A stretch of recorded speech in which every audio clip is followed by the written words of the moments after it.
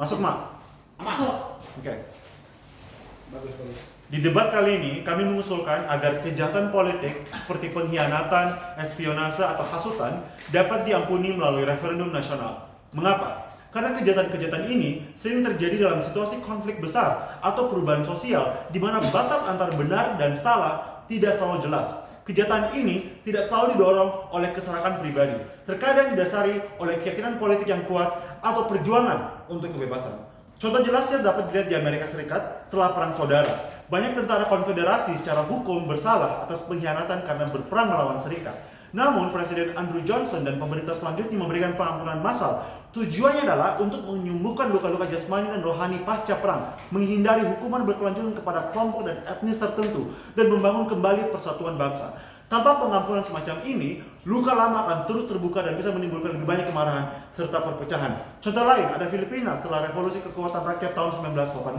Ketika Presiden Ferdinand Marcos digulingkan, pemerintah baru di bawah Corazon Aquino memberikan pengampunan bagi banyak tahanan politik. Mereka dianggap sebagai pengkhianat oleh rezim sebelumnya, tetapi di mata demokrasi baru, mereka seringkali adalah pemrotes atau aktivis yang berjuang untuk kebebasan. Pengampunan ini membantu bangsa Filipina beranjak dari kediktatoran yang keras dan mulai lembaran baru. Contoh-contoh ini menunjukkan bahwa keputusan nasional untuk memaafkan, bahkan untuk kejahatan politik serius, dapat membawa rekonsiliasi yang langgeng. Dengan mengadakan pemungutan suara oleh rakyat, kita memastikan bahwa pengampunan tersebut benar-benar mencerminkan kehendak bersama bangsa, bukan hanya pendapat segelintir pemimpin yang berkuasa. Mekanisme di sisi kami, di sisi proposisi yang kami inginkan adalah referendum nasional. Bagaimana cara kerjanya? Yang pertama, setelah individu atau kelompok dinyatakan bersalah atas kejahatan politik seperti pengkhianatan, hasutan, dan sebagainya, mereka bisa mengajukan permohonan pengampunan. Pengadilan atau lembaga terkait melakukan verifikasi untuk memastikan kasus tersebut benar-benar tergolong kejahatan politik dan layak untuk dipertimbangkan. Lalu pemerintah akan menetapkan tanggal referendum, tetapi sebelum referendum terjadi, pemerintah akan memastikan akan ada diseminasi informasi yang masif terkait referendum ini dan juga media coverage yang masif dan lengkap terkait dengan isu dan orang yang akan di-vote dalam referendum ini. Jadi informasi terkait apa kejahatan politiknya, transkrip pengadilan, testimoni terdakwa dan sebagainya, semuanya akan diinformasikan. Pada hari referendum, seluruh warga negara akan memiliki hak untuk memberikan suara, setuju atau tidak setuju terhadap pengampunan bagi terdakwa tersebut. Jika mayoritas suara menyatakan setuju, terdakwa berhak menerima pengampunan bersyarat ataupun pengampunan penuh sesuai ketentuan yang telah ditetapkan. Jika tidak, hukuman tetap berjalan. Mengapa referendum bisa diandalkan? Pertama, legitimasi keputusan menjadi jauh lebih kuat karena melibatkan suara mayoritas rakyat, bukan hanya keputusan sepihak dari pimpinan negara. Kedua, transparansi terjamin sebab prosesnya terbuka dan diawasi oleh Badan Pemilihan Umum, media, serta masyarakat sipil. Resiko penyalahgunaan kuasa pun bisa menurun. Jika pengampunan hanya berada di tangan seseorang pemimpin, kita khawatir ia akan menggunakannya demi kepentingan pribadi atau politik. Melalui referendum, setiap warga punya kesempatan sama untuk bersuara. Mengapa harus melalui referendum nasional? Karena kejahatan politik berdampak luas pada stabilitas negara dan rasa keadilan publik. Kejahatan jenis ini sering memecah belah masyarakat sehingga memerlukan rekonsiliasi yang menyeluruh. Dengan melibatkan masyarakat secara langsung, kita memupuk rasa saling percaya serta menegaskan prinsip bahwa kedaulatan, terutama soal keadilan, adalah ada di tangan rakyat. Argumen pertama kami, kenapa proposal kami meningkatkan rekonsiliasi nasional? Pertama-tama, kita harus sadari bahwa kejahatan politik biasanya terjadi dalam konteks konflik besar seperti perang saudara, pemberontakan, atau protes massal. Situasi ini sering memecah masyarakat menjadi kubu-kubu yang saling bermusuhan. Melalui referendum nasional, kita memberi kesempatan kepada rakyat untuk secara kolektif memutuskan apakah akan memaafkan atau mengintegrasikan kembali individu atau kelompok yang terlibat dalam kejahatan politik ini. Ada 3 analisis. Yang pertama, ketegangan pasca konflik bisa berlangsung lama bila tidak ada resolusi dan rekonsiliasi yang jelas. Referendum bisa menjadi media untuk memaafkan secara terbuka dan secara demokratis, dan masyarakat dapat menghindari dendam yang berkepanjangan. Tapi yang kedua, kita harus pahami bahwa output referendum bisa saja menolak ataupun memaafkan kejahatan politik. Namun yang terpenting adalah pesan bahwa keputusan bersama melalui referendum menunjukkan bahwa seluruh bangsa sepakat terkait arah dan tujuan mereka sebagai negara. Apa yang menjadi visi ke depan mereka untuk mencapai negara yang lebih kohesif dan bersatu. Dan ini hanya dapat dicapai melalui referendum. Tapi yang ketiga, banyak kejahatan politik didasari oleh perbedaan ideologis. proses referendum dapat menjadi wadah dialog, diskursus, sehingga setiap pihak merasa suaranya didengar dan diakui.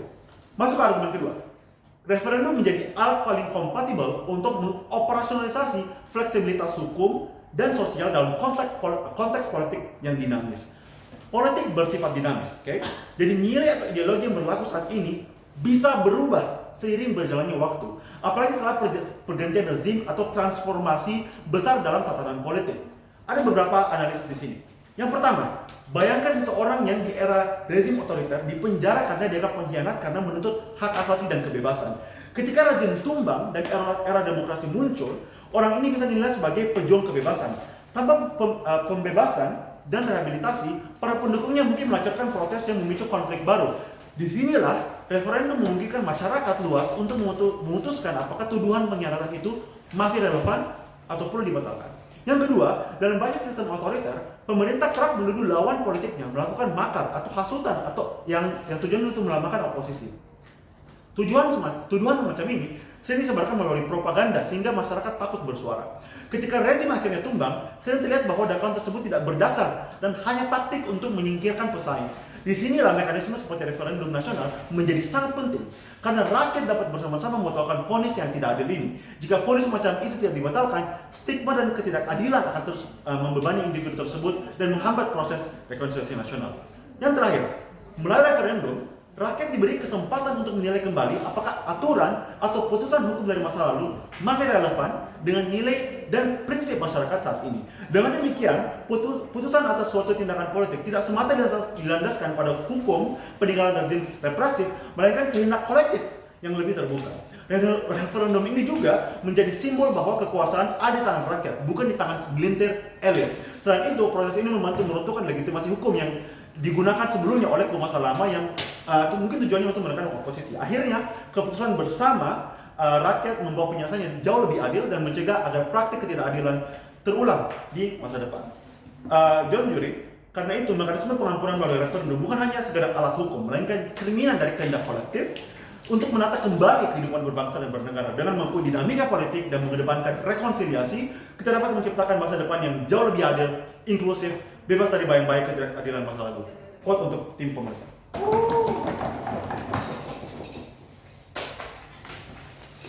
Oh my gosh. Mungkin darah tutup kan. Yes.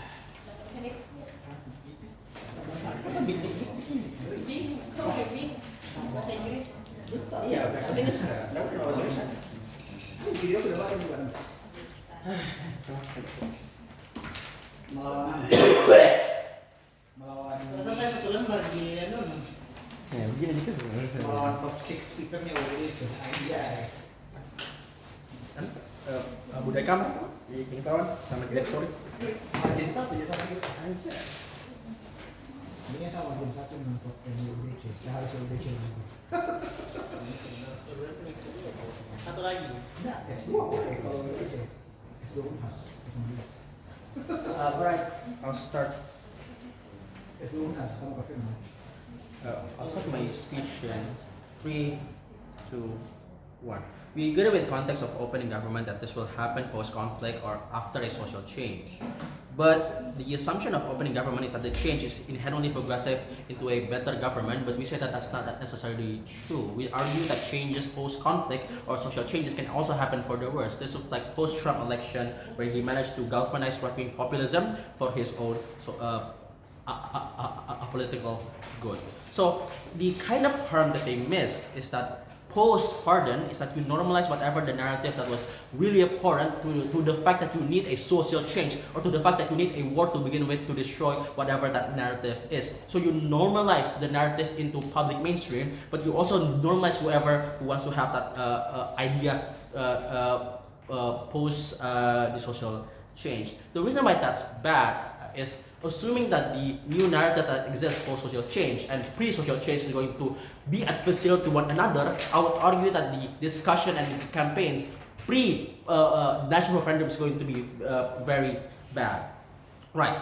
So one independent response towards opening government. First, I talk about reconciliation and therefore get stability. The problem with this argument is that in the assumption First, in the assumption of the worst case scenario that I talk about, which having authoritarian government and therefore we can pardon past heroes that exist symmetrically on either side of the house. I would argue that if you are able to overthrow an authoritarian government and you get a democracy afterwards, any heroes or anyone who helps the process of throwing down the government gets pardoned anyway, and I would argue that whoever's in charge of that government probably going to represent the will of the people who just democratize themselves. So there's no delta in having national referendum in the worst case scenario that I talk about. Second, talk about reconciliation, war, and social change, and get stability afterwards. The reason why this doesn't happen is that assuming that the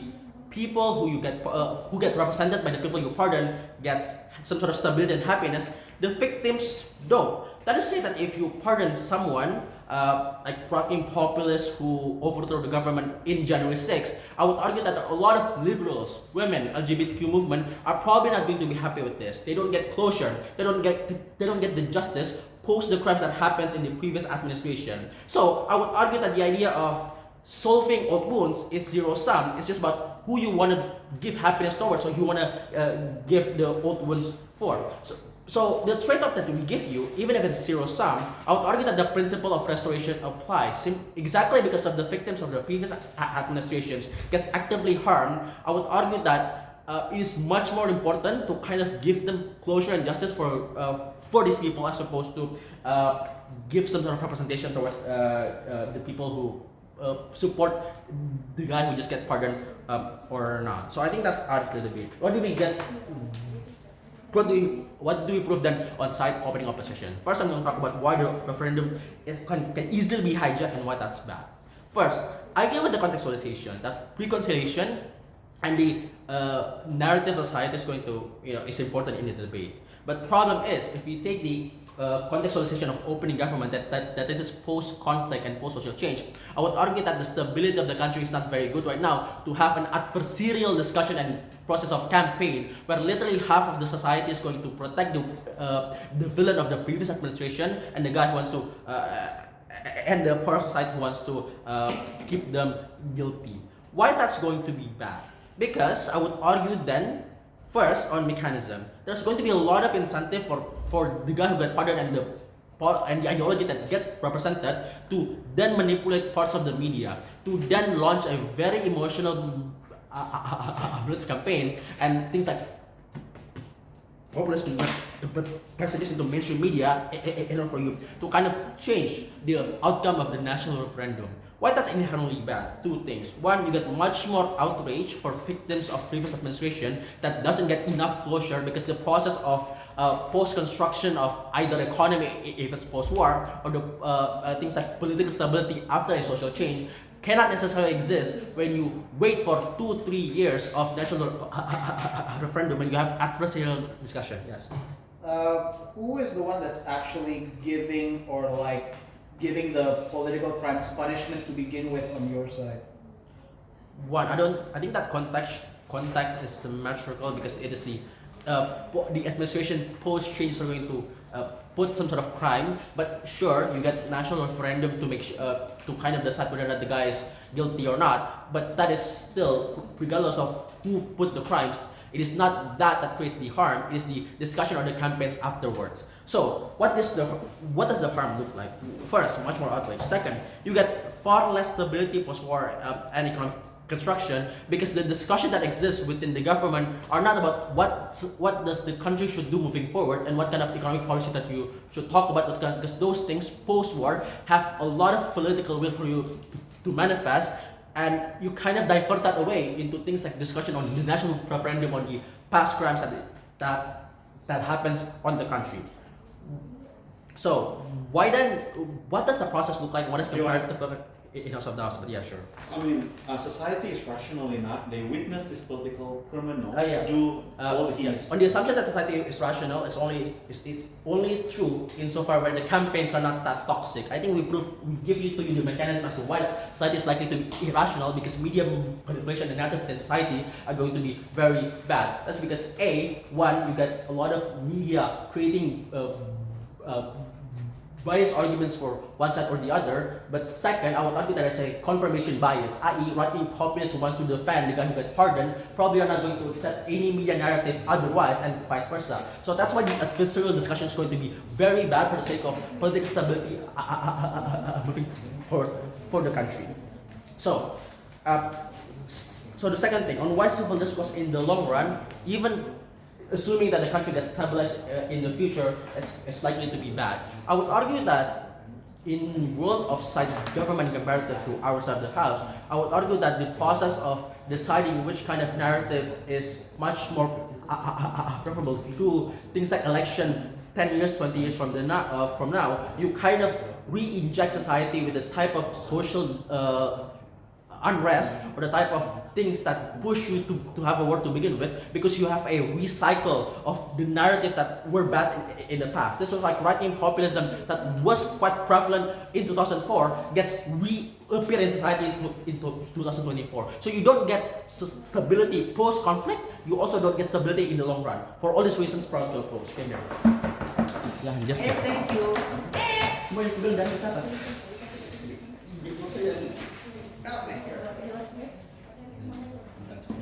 Next.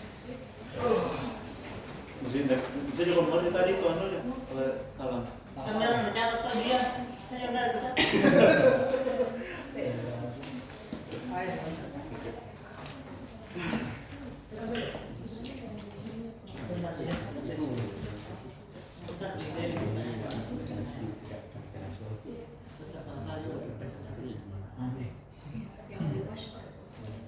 Kalau sebenarnya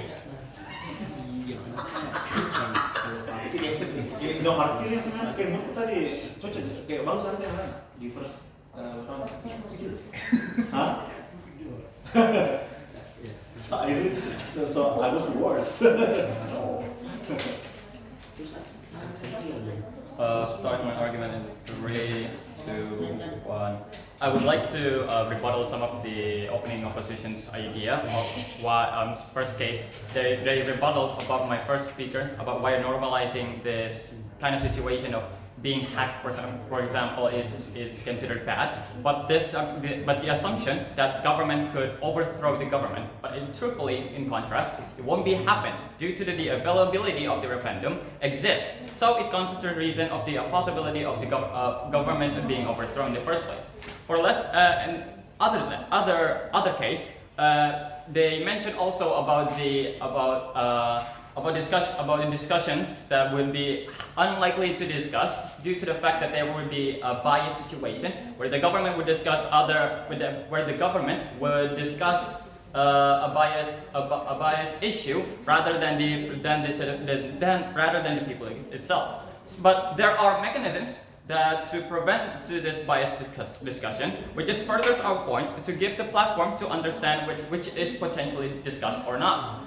Other than that, I also wanted to extend my argument.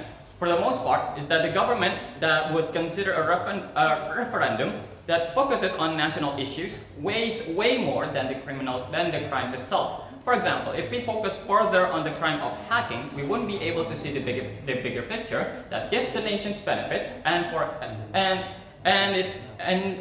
its benefits itself. For example, the idea of knowing who has been attached to who with this puppet strings, we would certainly know, and we would prevent these ideas from ever happening due to the fact that the availability of the national referendum exists in the first place. Just to end the government, prevent of being a collapsed government in the first place. Other than that, I also wanted to point out, other than each case that the team opposition already discussed, is that furthermore, that other than the example of being hacked, of being, for example, normalizing hacking, we certainly do not recognize or normalizing hacking, but in contrast, we consider them. We consider them through this referendum, so that the people could know which is in the wrong or not. This is not the reason. This is also not for the reason why that the people are far known than the government itself, but to get the people to understand their stance, and of course their ability to preserve the national ideology in the first place. Other than that, I also wanted to extend the fact that further my example. In other case, without for example, if you sentence an activist to 50 years of jail time, it wouldn't be certainly a correct solution to this motion itself. It is true that they have the ideology of being an anarchist, but that doesn't prove anything that they would do anything to prevent from any illegal activities, to prevent any government any collapse ideology of the government in the first place. So for the idea, for the idea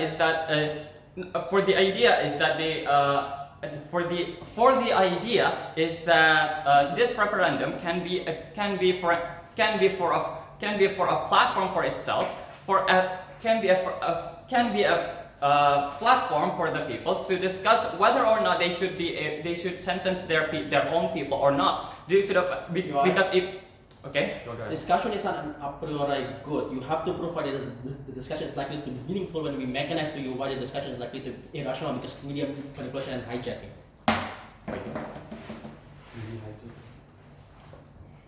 The discussion will be bad because media will make it fucked up. Why will it be good on your side? It would certainly make a good on our side because the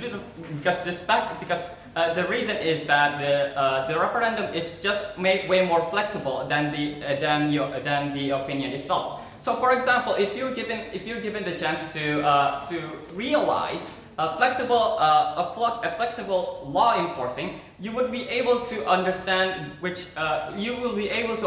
the presence of this position in the first place. So none other than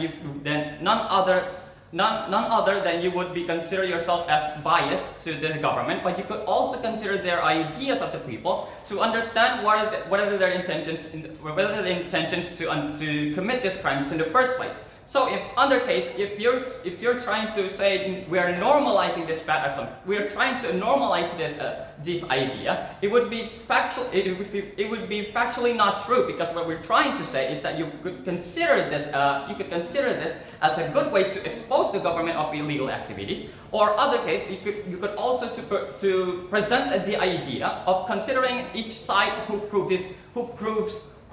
had been given the illegal assumption in the first place. Thus the team government probably proposes. Finish open house. Let's grow. Let's go.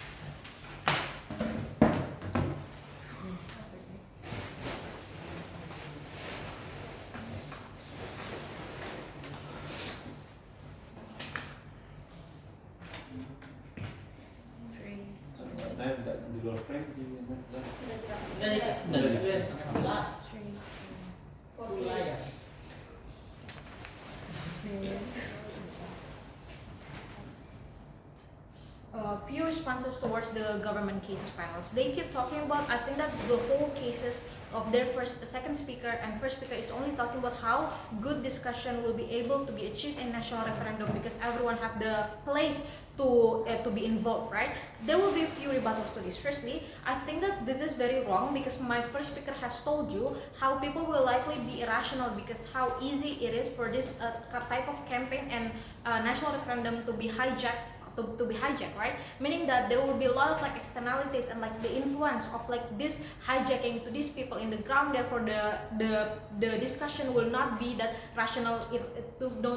Will not be that rational in the end of the day. And this is something that they haven't been answered in their cases files. But secondly, I think that they also never explain to you why discussion is the utmost priority on your side when they already harm the whole political scheme. For example, like what the Trump supporter did in like 2020, that already harm the principle of voting and the principle of election when people already vote for like a different candidates and their voice get invalidated by the supporter of Trump, right? This is something that they never explain to your panels. I think that in status quo, our alternative is already good at the end of the day, right? The fact that criminal justice system exists is to serve the public as to why the discussion its only matter is the discussion within court and why they get prosecuted at the end of the day. This is the utmost priority that comes from like opening opposition and has never been rebutted by the opening government panels. But lastly, that I think that if we're talking about how we still have to consider like the voices of the people, we can just like take the parallel example of like a victim that forgive the perpetrators in court is not a factor to make the punishment last in court, right? Because it's something that is not counted because the most priority of whether or not like the aggravating factor of like the punishment that comes to the perpetrator can only be counted that comes from like the court itself and like not the victim, no matter if they already forgive the perpetrator. Therefore, the parallel is clear. Like no matter that these people can also give their opinion, it's not something that can be guaranteed and not like can be counted. Whether or not you should like free these people, but okay, if the media and discussion fuck up in our side, assuming it is symmetrical, your side is worse because no discussion at all. People still resented this criminal are unfairly trial in your side. I think that the media on our side will not be something that is harmful at all because when these people get prosecuted in court, it's firstly not crimes will be publicized. Therefore, the media cannot affect like the process of like the prosecuting itself. But secondly, even if like let's take the case that the media is also bad under our side, I think that it's okay because it will not affect like the trial at all at the end of the day, right? People still get punished, they will still get into jail. Therefore, the harm is irrelevant. But moving to my extension then. Firstly, talking about how the national referendum worsened the principal suffering. The context of right now is that the principle of suffering of political crimes it harms the process it harms the process of like the voice of people that already participated in election, right? This referendum further took this right away because, for example, the campaign process of this referendum will heavily politicized by the politicians or administration, like for like the Trump or like the right or like the left wing, right? Meaning that this will have lots of external influence that comes from media, ads, and politicians that will heavily influence the voice of people whether or not they want to pardon the criminals. But what is the harm then, panels? I think that it's very clear. Three structural harms. Firstly, the benefit of transparent and right to choose under your side is non-existent at the end of the day because it heavily influenced by externalities, and this meaning that these people don't have that inherent right to choose whether or not they want to pardon them, right? But secondly, average people don't have that capability to objectively view whether or not the crime should be pardoned, right? They don't have that. They don't have the capability, like the expertise that sit in court. For example, people that sit in court are the one that can weigh whether or not they should go into jail or not, right? That is why they are prosecuted in the very first place. But lastly, the trickle-down impact is clear, planners. There's two scenarios. Firstly, in future crimes, if I do treason, for example, I can just have good privilege and good connection in campaigning, then I will be pardoned by the rest of the society, right? Meaning that if I'm rich enough, I can affect other people and pay other people to pardon me in the national referendum. How is this objective and fair under your side? This is a burden that they haven't answered. But I think that even if they say that this is still good because meaning that the people that get harmed still get compensation by the payment, like in the toxic campaign of referendum. I think that I have two responses for this. Firstly, compensation can only be fulfilled if the harms are escalated, meaning that if the harms are still done and they're still pardoned at the end of the day, even if you pay them, meaning that this can still happen in future crimes and people can still like do the same thing and get pardoned at the end of the day, right? This is unfair because it's not objective balance. But secondly, I think that people don't have choices at the end of the day because of the money and influence, meaning that it's not a fair compensation. But second scenarios of like the trickle down impact is that this will like contribute to future conflicts, right? Meaning that meaning pardoning these people will justify the narratives that can repeat like in the next 5 years, for example.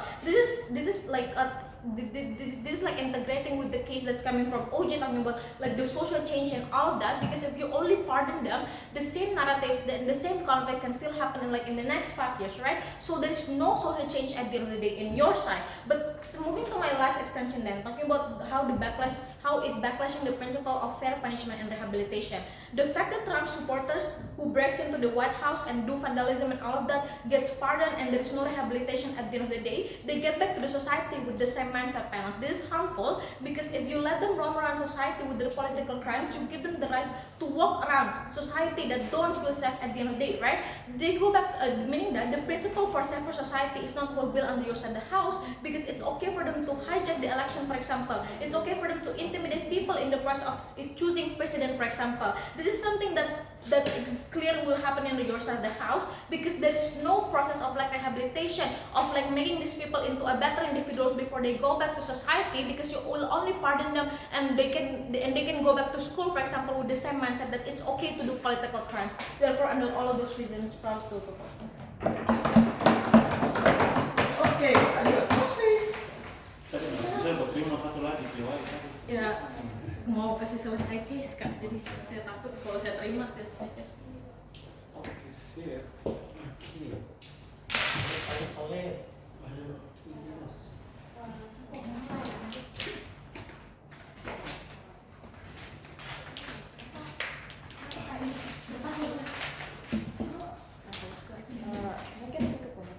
Ya, ya.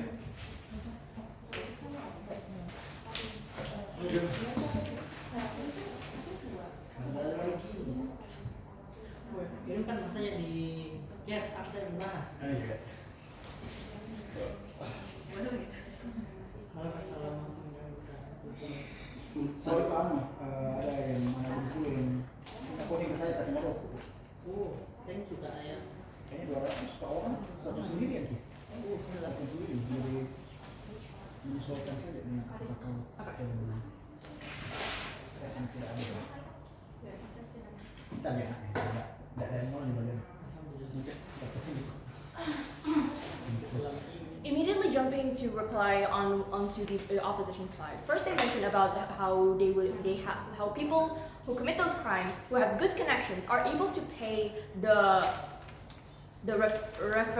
referendum so they could be pardoned. This is completely illogical and completely impossible to do. First of all, that's an irrational decision for them to make.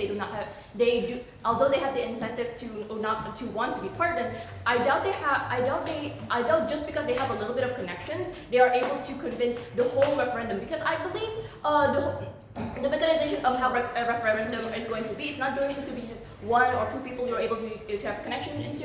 It will be a lot of people, dozens and dozens of people, and I doubt you would have the ability to have connection with all of them. Second of all, especially the majority of them. Second of all, even if you are able, if you don't have the connection to them and you want to pay to be pardoned, that's called bribery. That is completely illegal, and there's a check and balance system in the status quo that prevents them from happening. If they are caught, they will be immediately be eliminated from their chance to be pardoned, because it shows that they are actively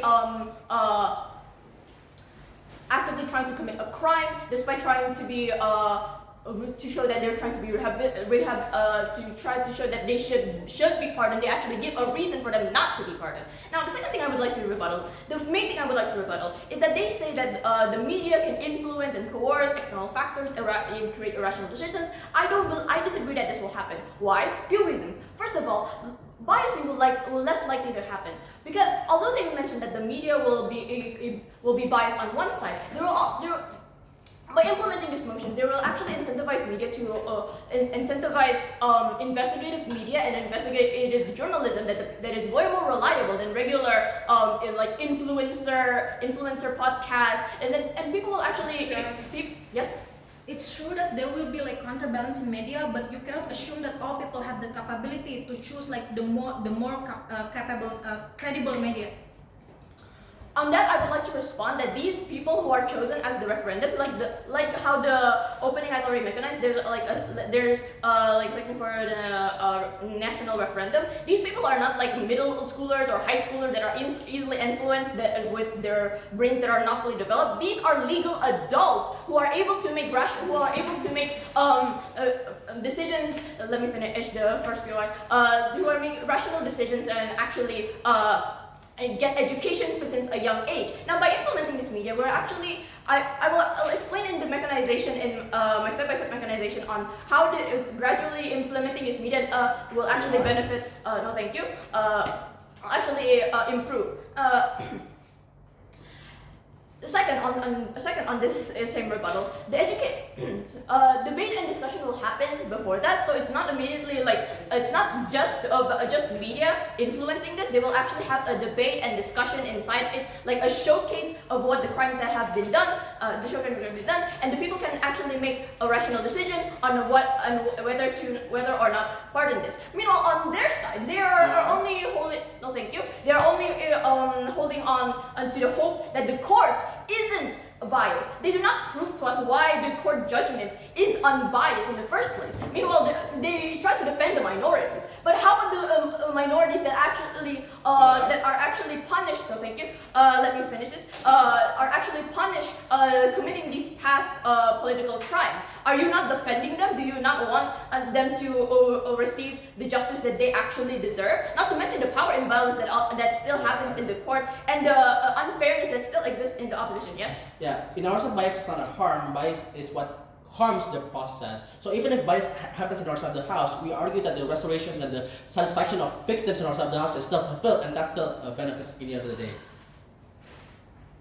I still do not understand how that eradicates the harm on your side, because on the government side, even since the opening, we've already established that what we consider traitors in the past can be considered as heroes in the current times. We've already extensively explained on why the morality has changed by time, and people who are unjustifiably punished just never get the justification that they need. The characterization of criminals fall into two categories: those who are punished unjustifiably and those who are justifiably punished. If this national referendum is actually implemented, then those two get the justification, the justifiable that they deserve. No, thank you. First of all, those who will commit crime that are actually just who are punished unjustifiably, they will actually get the either pardon or partial pardon, whatever I explained, that they need. And those who actually commit a crime that deserve the punishment that they need won't get the pardon, and will still stay behind bars.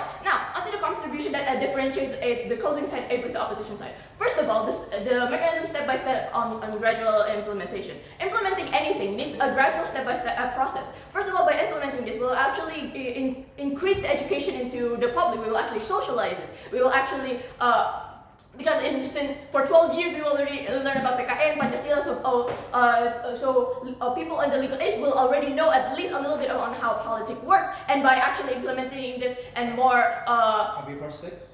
and nothing, and continue implementing this, we will actually increase the knowledge and increase the knowledge in the people, so we will actually be able to make the correct decision and understand how this works. Second of all, the media, like I've explained before, it will actually increase the increases the chances of media, investigative media that is unbiased and actually trustworthy with trustworthy sources. And second of all, debate and discussion, that's already self-explanatory. Fourth of all, we would like to implement, the thing that differentiates us with the open is that we would like to implement the concept of partial pardon. The people can plead for either full pardon or partial pardon, depending on the crime that committed. If it's a partial pardon, they will get their punishment will be reduced. Either it's reduced of sentence or something along the lines. And And the other thing that we would like to add on to the mechanization is that if they've already been pardoned once and commit the crime again, just like the opposition has brought up, they will no longer to be allowed to be pardoned again because they proved they committed the crime once, they committed the crime again. They have no right to be pardoned twice. So people will only have the chance to be pardoned once. Lastly, the thing that differentiates us with the government is that we actually covered about crimes committed by the minority. The opposition team are so concerned about minorities, but they did not bring up how about the criminals that are minorities that are unjustifiably punished. That's all I would say. Thank you for your time and attention. Thank you.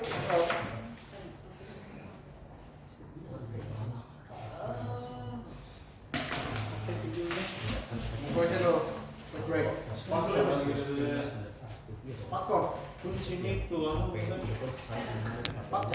Oke.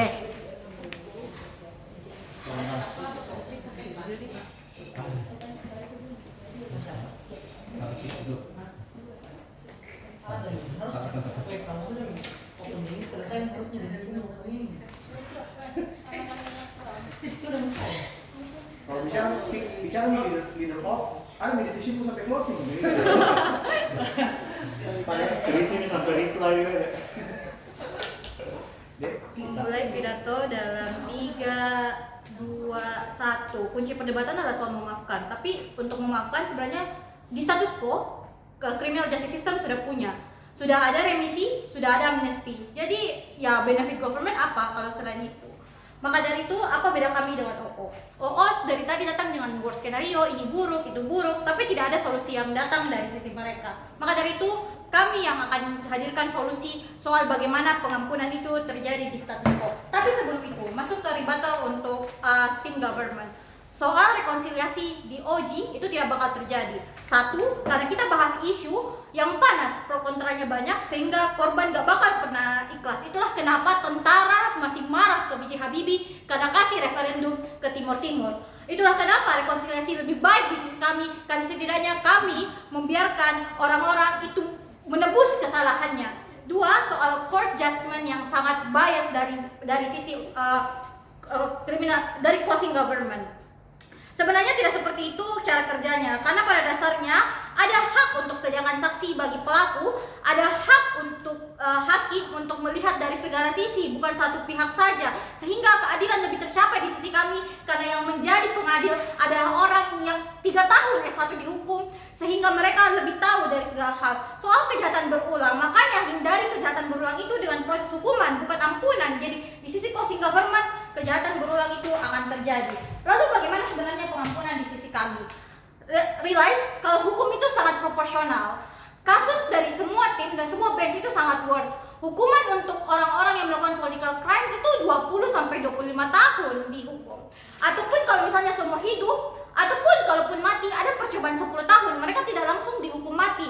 Ada insentif dari criminal justice system untuk membiarkan mereka menembus kesalahan dan meyakinkan orang bahwasanya mereka menyesal itu. Makanya ada remisi tiap hari raya, ada remisi setiap tahun baru, sehingga CJS afford pengampunan dengan itikat baik dari pelaku, bukan dengan rasa belas kasihan yang buruk. Malah pelaku buktikan mereka baik dan tobat pada akhirnya, sehingga semua benefit dari government juga tidak berjalan. Soal pengampunan itu terjadi di sisi kami, bahkan kami tidak buang-buang uang dan buang-buang waktu.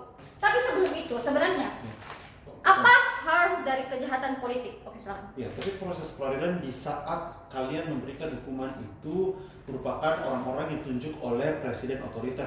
Kalau misalkan negara udah demokrasi, berarti udah tidak fair lagi dong peradilan yang sebelumnya memberikan hukuman kepada terdakwa ini. Sebenarnya untuk mengetahui ideologi dari hukum itu bukan berdasar bagaimana pemerintahannya, tapi bagaimana hukum yang berlaku pada saat itu juga. Hukum itu selalu independen, selalu melihat dari kedua sisi. Maka dari itu jawaban anak hukum ketika ditanya sesuatu itu tergantung. Jadi kemungkinan soal ideologi itu tidak akan pernah terjadi di status quo. Terus bagaimana sebenarnya HAM dari kejahatan politik? HAM dari kejahatan politik itu bukan ke negaranya loh, tapi ke masyarakat-masyarakatnya yang rumahnya dibakar, yang transportasi umumnya dicoret-coret, mereka yang datanya dijual ke dark web, sehingga harmnya itu lebih kena ke masyarakat, sehingga menjadi buruk ketika kamu minta pengampunan kepada orang yang kamu jahati. Tidak, terima kasih. Lalu masuk ke argumen bagaimana referendum itu berjalan. berjalan. Dua skenario, kalau mau efisien berarti akan banyak informasi yang di-cut, makanya orang hanya dengar dari satu sisi atau dari government saja sehingga check and balance tidak ada. Kalau waktunya banyak, maka manipulasinya lebih tinggi karena ekstremis akan pengaruhi masyarakat untuk memaafkan pemimpinnya, akan tekan masyarakat untuk memaafkan pemimpinnya. Sehingga apa sih sebenarnya diskursus yang muncul? Tidak ada pada dasarnya karena ada tekanan-tekanan yang muncul. Lalu terakhir, bagaimana sebenarnya kenapa referendum itu buruk? Kalau mereka tidak memaafkan, sebenarnya diskursus itu ada selama peradilan di masyarakat. Mereka ahli, sebenarnya referendum juga pada akhirnya buruk karena buang-buang waktu, karena diskusi sudah ada. Kalaupun berhasil, potensi konflik malah lebih buruk, tidak ada rekonsiliasi. Kenapa? Karena ada dua sisi pro dan kontra. Itulah kenapa Timur Timur seketika referendum banyak sekali pertumpahan darah, banyak yang mati karena referendum dipaksakan. Sehingga isu-isu soal rekonsiliasi, isu-isu soal pengampunan tidak akan pernah terjadi. Lalu apa sih kasus positif dari sisi kami? Kenapa di sisi kami transparansi dan evaluasi lebih baik? Karena ini dari government bawa soal transparansi terus-menerus, evaluasi, keadilan, kami yang buktikan. Satu, sadari, kita bahas soal political crime. Jadi sebenarnya kita punya banyak waktu untuk melihat isu-isu tersebut. Karakteristik dari media adalah selalu ingin tahu isu-isu panas. Jadi kalau misalnya KKB tiba-tiba tangkap pilot Susi Air, banyak sekali media-media yang akan sorot. Ketika terorisme dimasukkan ke dalam peradilan, banyak media yang sorot. Bukan satu atau dua, tapi ada 3 dan 4. Sehingga semua media selalu menyorot ke hal yang sama, insentif dari masyarakat untuk melihat hal yang sama, insentif check and balance dari masyarakat untuk melihat hal yang sama akan tinggi. Sehingga apa yang terjadi pada status quo? Hakim akan lebih hati-hati untuk menentukan sesuatu karena sesederhana tidak ingin membuat masyarakat semakin buruk. Mereka ingin menganalisis mereka ingin memfasilitasi orang-orang yang menjadi korban, tapi juga ingin memfasilitasi mereka yang bersahabat dengan orang-orang tersebut. Tapi sebelum itu silakan. Ketakutan apa yang hakim miliki agar ya sampai mereka ingin dapat di-coerce sama masyarakat untuk diikuti kemauannya? Ya karena kan banyak perhatian ke hakim, jadi hakim akan bertindak seadil-adilnya, seobjektif-objektifnya. Sadari dulu kalau misalnya di CGS ada kesempatan untuk menghadirkan saksi dari pelaku, ada saksi dari korban, sehingga segala hal semua dipertimbangkan dengan baik sesuai dengan hukum yang berlaku. Stop menganalisa hukum berdasarkan kalau mereka jahat mereka harus mati. Tidak seperti itu. Dari awal saya sudah bilang pengampunannya itu banyak jenisnya, hukumannya juga banyak jenisnya. Jadi mereka tidak bakal dihukum mati.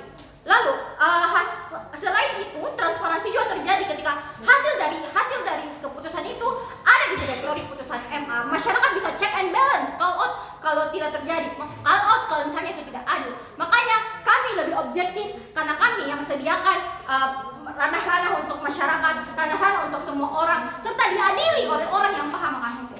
Kedua, evaluasi lebih baik di sisi kami karena ada perhatian baru ke kasus, ada celah baru dari hukum, maka ada insentif untuk memperbaiki hukum. Mereka akan berusaha yang terbaik untuk memperbaiki hukum, bukan berpikir bahwa ngapain saya pusing-pusing untuk adili. Ketika yang terjadi adalah mereka akan di referendum juga. Maka dari itu atas dasar transparansi, evaluasi dan pengampunan, kami lebih baik, kami bakal menjadi oposisi.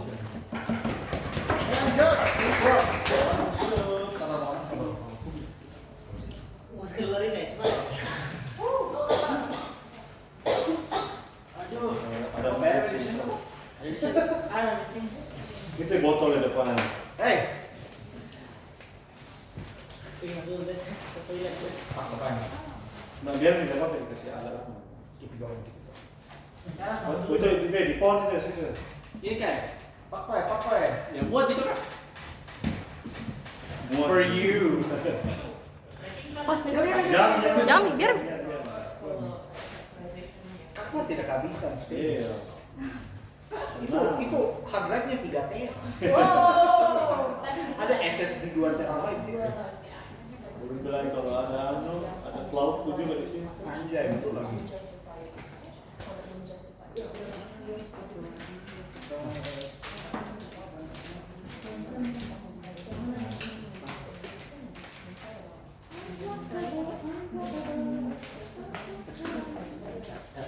Sebenarnya, kita Sekarang satu case Willy. Bagus case-nya. Bagus case-nya. Bagus sih kan? Iya bagus. Saya juga sekarang tadi. Nah yang aku bilang dari Case Sofa bagus tuh. Bagus. Sofa bagus nih. yang aku bilang di switch dan kan fakta itu. Saya Keep flexing brother, keep flexing. Aja ini kayak catatan rumah apaan sih? Apaan catat? Aku nggak bisa kenapa apa tapi case kok bagus banget. Saya tak catat argumen catat saya. Saya tak cari argumen ke saya. Argument works for me.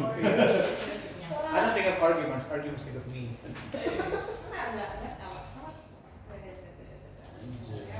sembilan sih. Switch 89 sih. Kelasnya kan. 1000 lah. Kertas kue.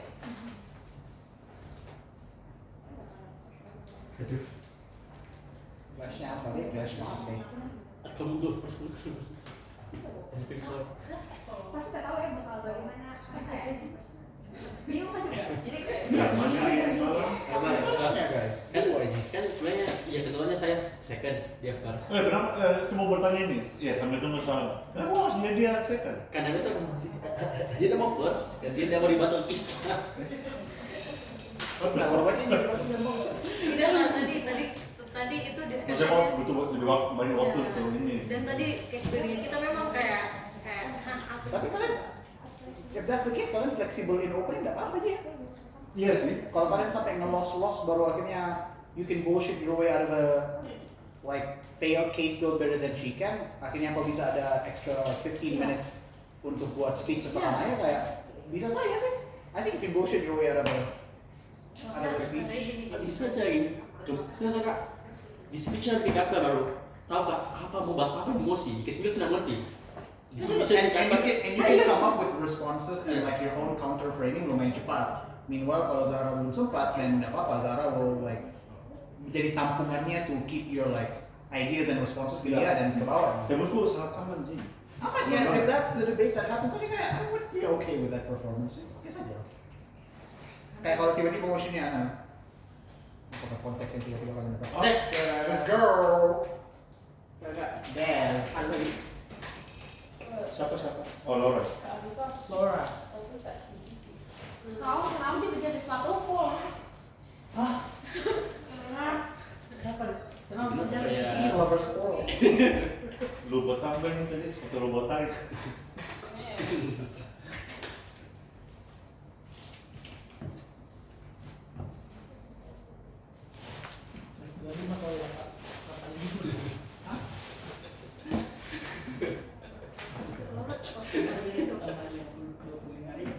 David anak kedok. Oke, Rob. Growl.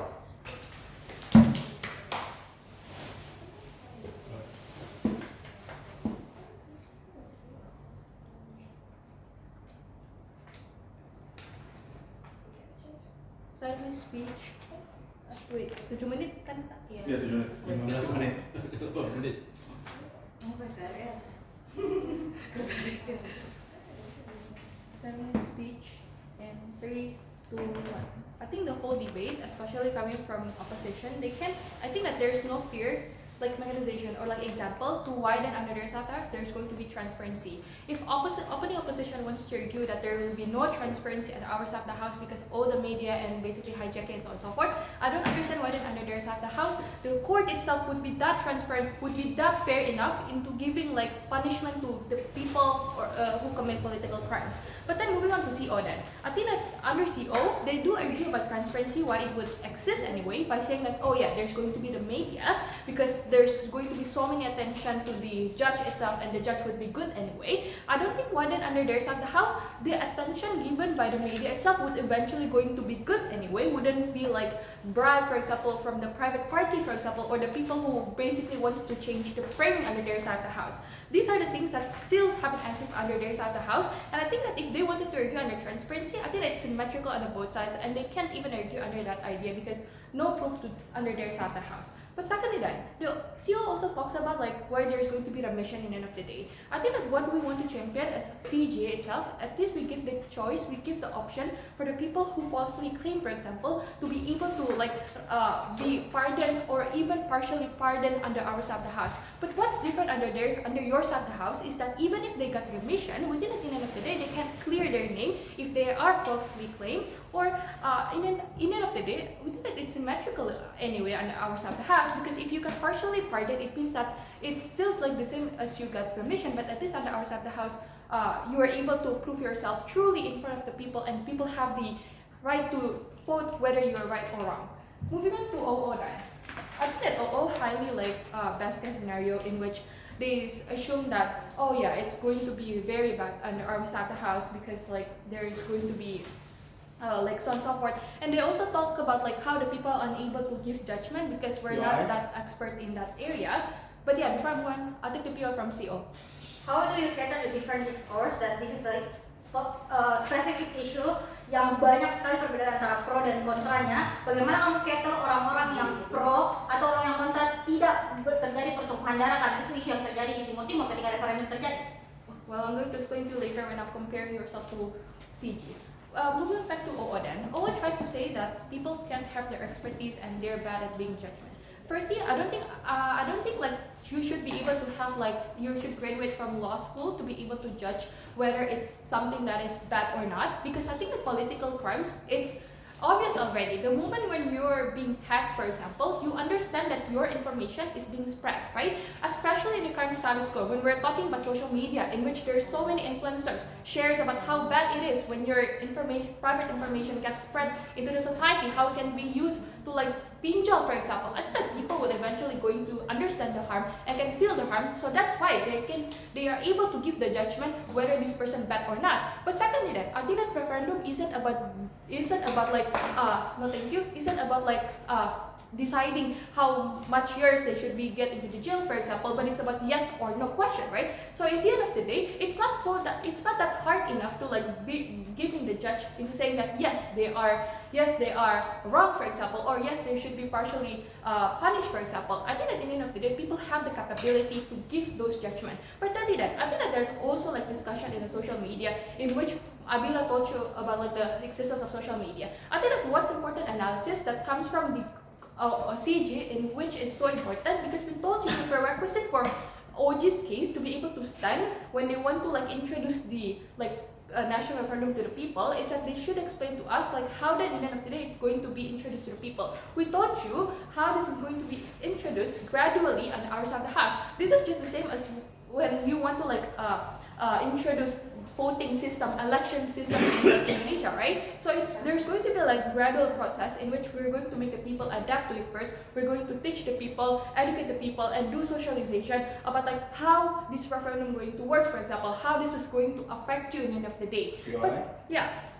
No, thank you. Also then, they said about like the media manipulation and also easily hijacked in the end of the day. I think that I will rebuttal this by saying that I think that media itself, we're not living in a vacuum, right? We think that there are so media in the status quo who are not privately funded, who are basically like funded by the NGOs, for example, and they basically like also that even if there's the existence of like media that is funded by certain political party, I think that there's the counter political party who still like do fund for like the other opposite media, right? So I think that there's always going to be a counterbalance that exists on our side of the house. So it's not always about one certain narrative that will only exist on our side of the house. But yeah, then, in the end of the day, why did even if like people would give like bad judgment because of the media manipulation and so on and so forth, firstly, I think that there's always the idea of people learning from the mistakes. So let's take the example, if you fail to give good judgment at first, well, in the second terms, you will be more likely to like want to be able to give good judgment because how it affects you. Because you see that, oh, these people commit crimes first and then they commit it again, right? So it means that you have the urge to learn that, oh, we should vote better in order for this thing to not happen. Let's just take the example from like personal example, when you're talking about voting Jokowi or not, right? Probably on the first year you vote for Jokowi, but because you see that Jokowi fail to like create Indonesia, you in the future you don't vote for Jokowi anymore, right? So these kind of check and balance do exist on our side of the house, and yeah, it's lucky for them to say that. But yeah, then why then let's compare both sides, OO and also CO, when on our side of the house, how the discussion will be first and how this is going to be good in the end of the day. Firstly, I think that we told you about the prerequisite, about like how this is going to happen gradual. But secondly, then we told you about how in the status quo there's so many like social media influencers and so on and so forth. People try to like share the information about it, and how the people use TikTok, for example, in order for them to get more information and so on and so forth. But secondly, then I think that all is going to be like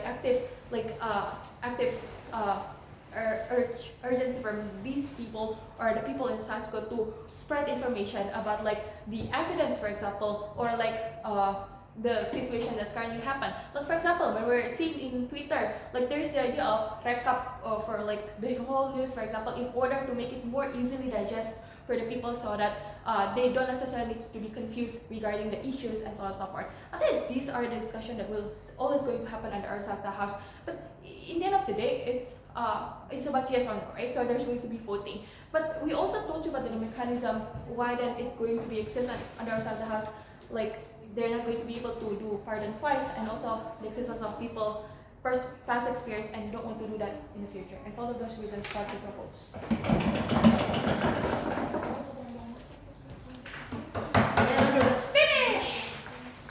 Iya, sama bisa gue sih.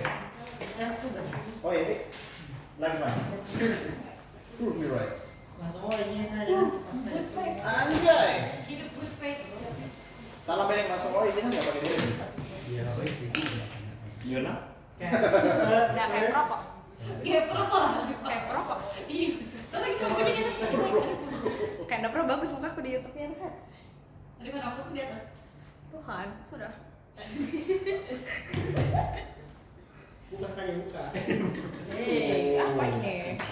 Dulu terekam bercanda aja. Ada saya kasih alatnya transkrip dulu ada. Astagfirullahaladzim. Salam saya. Ya, sekelip nih kak. Kasih klip. Oke, mulai pidato dalam 3, 2, 1.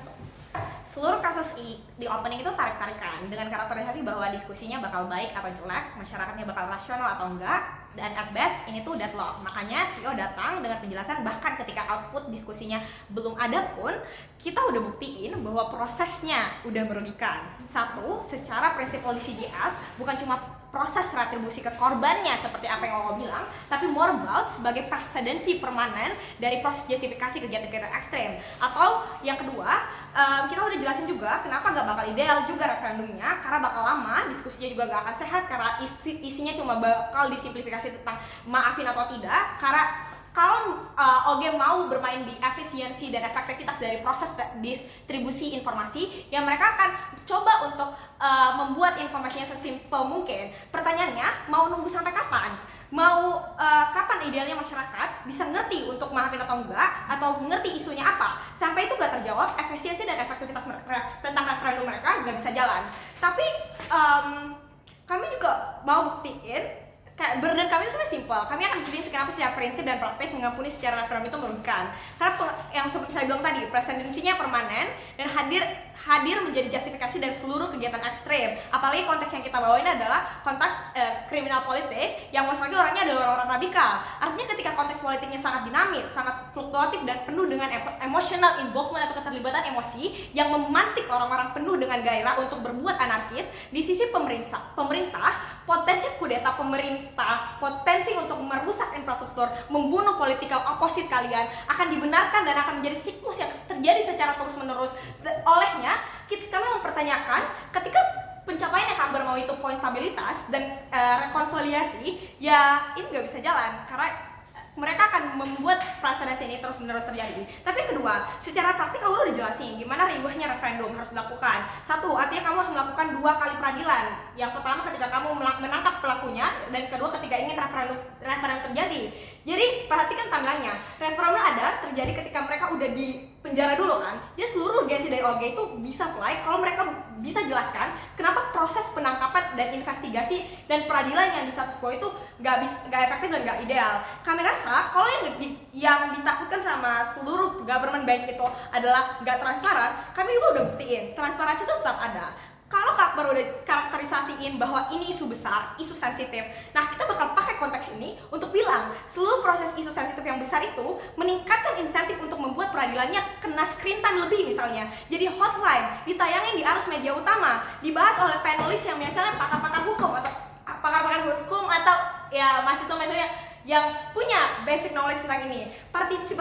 Kami rasa partisipasi itu nggak harus melalui referendum, tapi melalui proses seperti ini. Tapi memangnya pertanyaannya, apakah sebodoh itu orang-orang di criminal justice system dan di peradilan? Enggak dong, karena mereka itu expertise yang belajar bertahun-tahun untuk ini. Yang kedua, hukum juga udah settle untuk dijadiin referensi untuk dilakukan. Ini buktiin bahwa hukumnya proporsional. Tapi yang kedua, mereka bahas soal argumen kedua OLG itu bahas soal mereka referendum sebagai evaluasi relevansi dari hukum yang terjadi.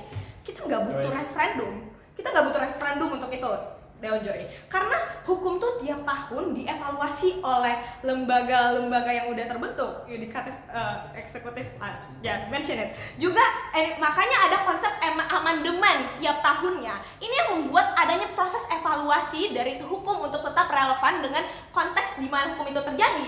Jadi nggak usah referendum kalau hanya itu goalnya. Jadi apa yang kita udah jelaskan di sini? Kesimpulannya seluruh kasus OLG itu nggak ada eksklusivitasnya. Tapi mari lihat juga apa yang menjadi goalnya. Rekonsiliasi, adanya proses pemaafan, nggak memperpanjang dendam, dan yada-yada. Tapi kan referendum juga hasilnya nggak tentu gimana kalau misalnya skenario-nya mereka tetap dihukum, tapi dengan detailnya tersebar, kasusnya diperparah dengan propaganda, digoreng sana sini oleh media. Artinya proses pemaafan juga questionable. Bahkan lebih parahnya, dendamnya tumbuh lebih parah karena kamu akan membiarkan ruang untuk masyarakat masuk dan menjelek-jelekan seluruh orang-orang yang terlibat. Kalau proses pemaafan yang dijadikan goal dan parameter di konteks kejahatan, kami rasa susah juga Dewan Juri. Kalau kamu maafin orang-orang yang melakukan kejahatan, ya keluarga korbannya lagi dong yang marah. Keluarga dari incumbent government yang marah lagi. Ya kalau misalnya kasusnya kudeta. Artinya ya nggak bisa dijadikan parameter suatu hal bisa dilakukan. Karena simply di sisi mereka juga akan ada orang yang tetap bakal marah, orang tetap bakal kecewa. Ditambah lagi ada presidensi bahwa nggak apa-apa, toh dimaafin juga. Jadi proses untuk mereka untuk melakukan proses anarkis dan kamu bakal diserang sama yang kontra sama yang kontra terhadap emosi ini tuh tetap jalan. Setidaknya apa yang lebih baik di sisi kita ketika ini terjadi di seluruh government benches? Ketika keputusan highly relies on the ideal pengadilan diputuskan berdasarkan investigasi, berdasarkan pengadilan, ini lebih terasa adil dan lebih dapat diterima karena mereka bisa melihat buktinya, mereka juga bisa dibenarkan, memberikan kesempatan dan saksinya juga tetap datang. Ini udah dijelasin sama Aura. Ya itu. Tapi sebelum itu. Ya, tadi kamu bilang reformasi hukum. Bagaimana kalau misalkan pemerintah yang menjabat itu represif terhadap yang mau dikasih referendum? Berarti tidak ada reformasi hukum dong, karena pasti tujuannya adalah untuk tetap merepresi yang ada dalam penjara.